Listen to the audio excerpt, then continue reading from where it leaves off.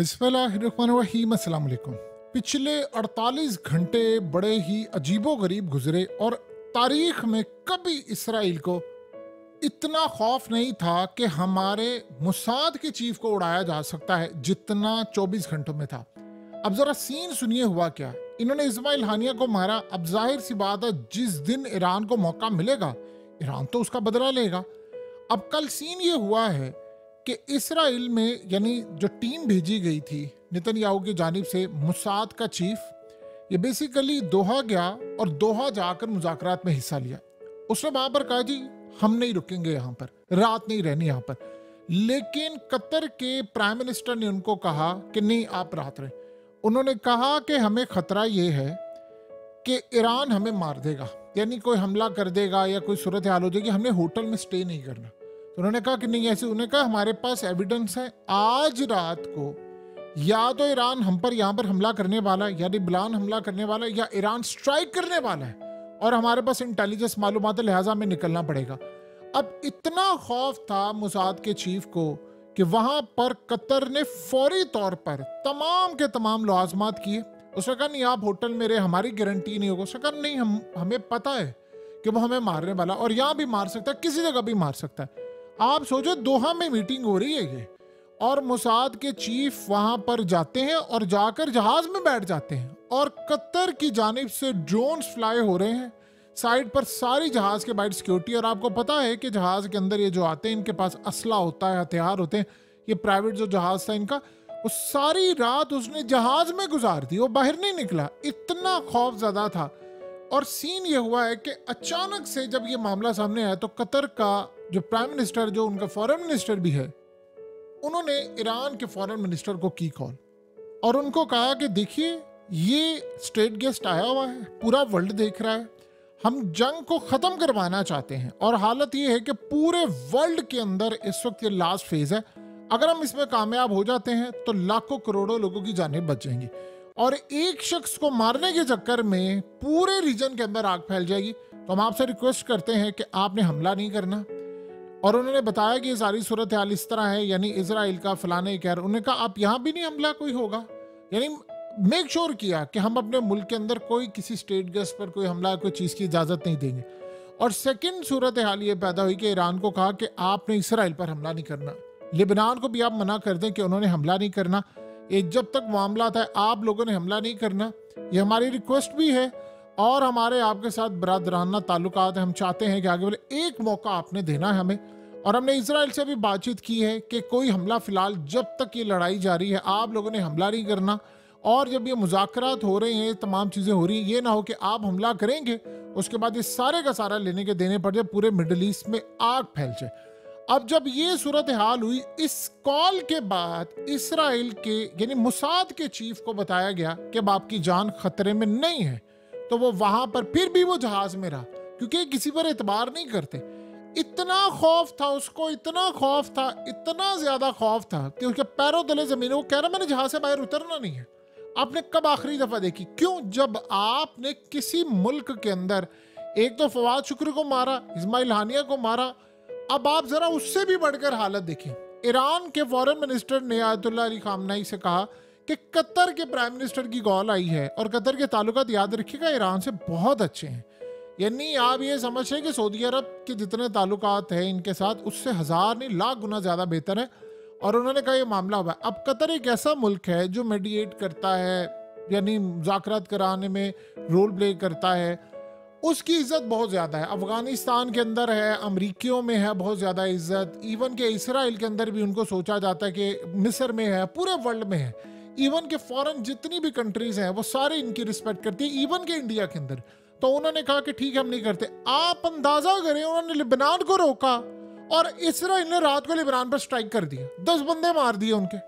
और आप सोचें जरा कि ऐसी सूरत हाल खतरनाक हो गई कि उसके बाद ईरान के फॉरेन मिनिस्टर ने कतर के प्राइम मिनिस्टर को कॉल करके कहा, आपको कहा था देख लीजिए कि इन लोगों ने ये हरकत की। उन्होंने कहा हम एतबार नहीं कर सकते इसराइल के ऊपर, ये सारी जिंदगी मुआहदे तोड़ने वाले हैं, ये इनकी तारीख रही है, ये मुआहदे तोड़ते हैं, ये कब्जे करते हैं, ये झूठ बोलते हैं, ये जंगे करते हैं, फसाद करते हैं।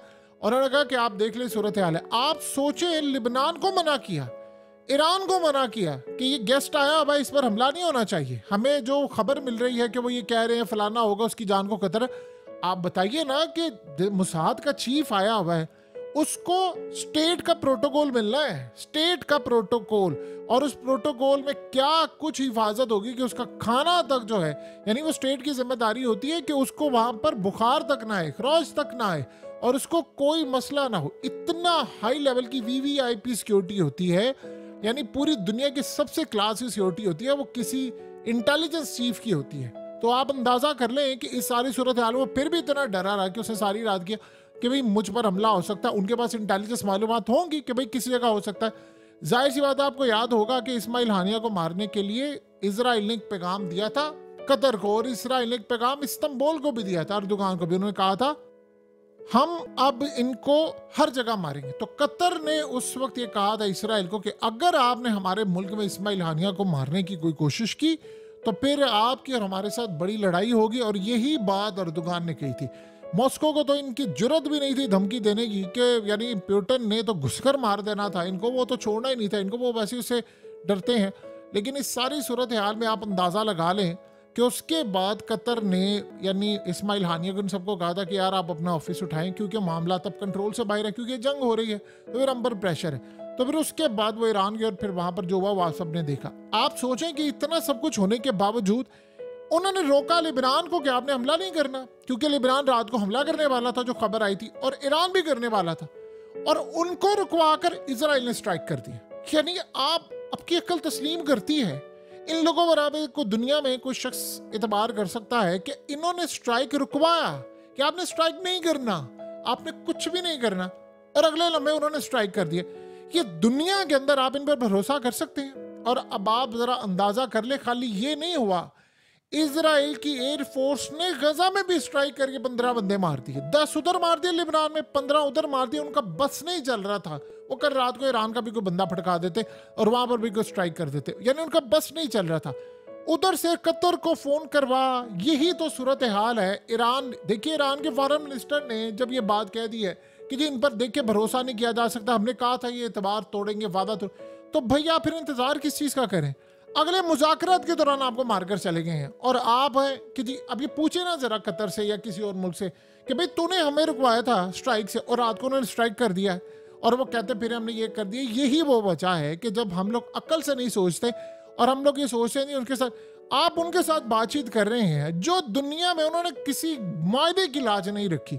1948 में से लेकर आज तक उन्होंने कितने इलाके खा गए हैं, और अब वो कह रहा है नेतन्याहू कि जी मैंने फौज नहीं वहां पर हटानी, फौज इसलिए नहीं हटानी क्योंकि वो जंग चाहता है। अब ईरान इतना बेवकूफ क्या बन गया है कि ईरान को नहीं पता इस्माइल हानिया को ना उसने कतर में मारा, ना उसने मॉस्को में मारा, ना उसने इस्तांबुल में मारा, तेहरान में इसलिए मारा कि ताकि ईरान के साथ जंग हो।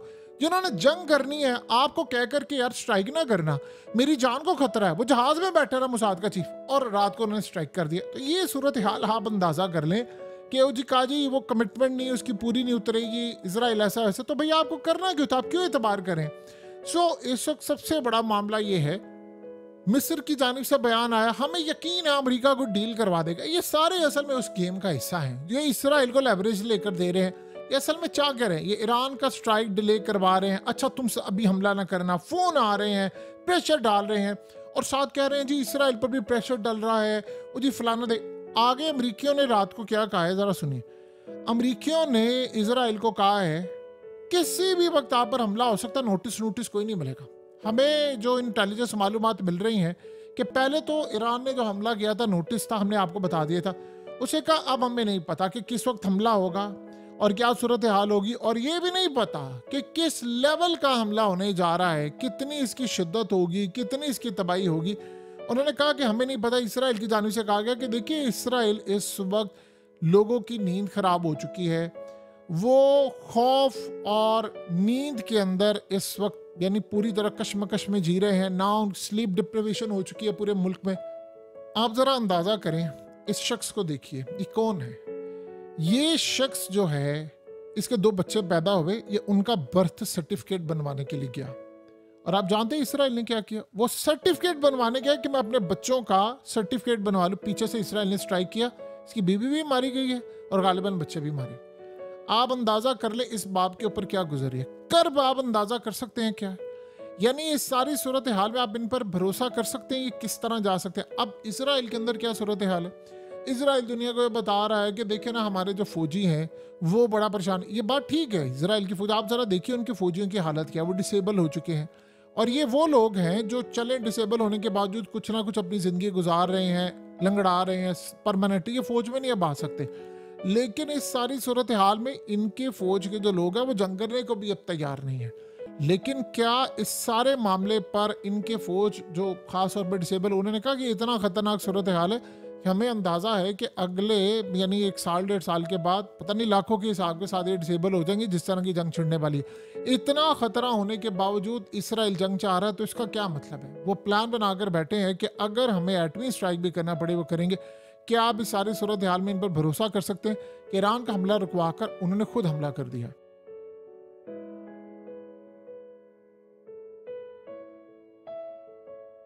हकीकत टीवी को सब्सक्राइब करना मत भूलें, वीडियो को लाइक करें, शेयर करें और कमेंट सेक्शन में अपनी राय का इजहार ज़रूर करें।